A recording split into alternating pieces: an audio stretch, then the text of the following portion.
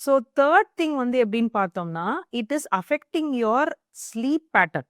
So mobile ஃபோனை வந்து long derma use பண்ணிட்டே இருக்கீங்க. ஒர்க் பர்ப்பஸஸா இருக்கட்டும், இல்ல லீஷர் பர்ப்பஸஸா இருக்கட்டும். நீங்க வந்து ஃபேக் எண்ட் ஆஃப் த டேல கூட யூஸ் பண்ணிக்கிட்டே இருக்கீங்க அப்படின்னா, உங்களோட பிரெயின் ஆக்டிவிட்டி வந்து கன்டினியூவஸா ஸ்டிமுலேஷன்லயே இருக்கும். ஸோ அதனால you might have a lot of stress and poor sleep pattern.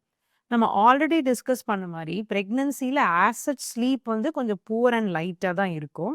And all the more when you excessively use mobile phones, அது கண்டிப்பா டிஸ்டர்ப் ஆகறக்கு சான்ஸ் நெறைய இருக்கு.